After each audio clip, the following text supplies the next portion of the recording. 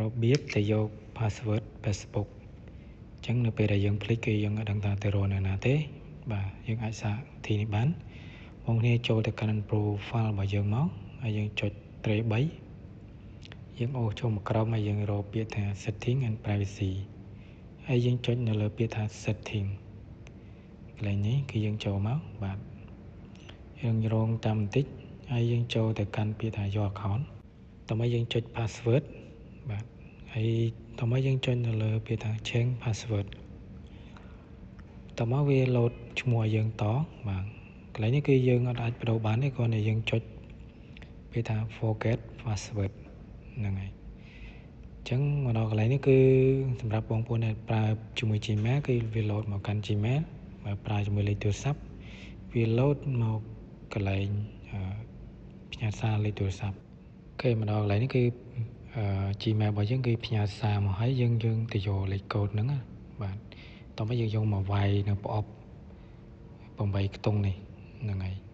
អូខេតោះមកយើងចុចបញ្ជូនដើម្បីទៅកាន់យើងធ្វើការផ្លាស់ប្ដូរជាមួយនឹង password ថ្មីកន្លែងនេះគឺយើងវាយ password ថ្មីគឺយើងវាយអីក៏បានដែរឲ្យតែបងប្អូននេះចាំជាមួយនឹង password ហ្នឹងបាទឥ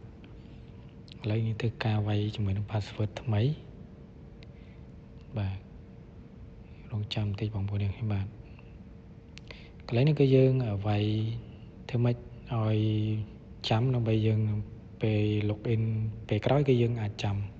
បាទហើយយើងអាចកត់ទុកទៅបាទឲ្យកុំឲ្យថ្ងៃក្រោយយើងភ្លេចទៀតអូខេឥឡូវបន្ទាប់មកយើងវាយរួចហើយបាទហើយខាងក្រោមនេះគឺកន្លែងពាក្យថា log me out នេះគឺមានន័យថាពេលដែលយើង Facebook យើងប្រើពីទូរស័ព្ទលើទូរស័ព្ទផ្សេងគ្នាគឺពេលយើងចុចកន្លែងហ្នឹងទៅទូរស័ព្ទផ្សេងហ្នឹងគឺវា load ចេញក្រៅនឹងវាថាពេលយើងចូលទៅវាឲ្យយើងវាយ password ម្ដងទៀតអូខេមានតែប៉ុណ្្នឹងបងប្អូនបាទអរគុណច្រើនសម្រាប់ការតាមដានវីដេអូខ្លីៗ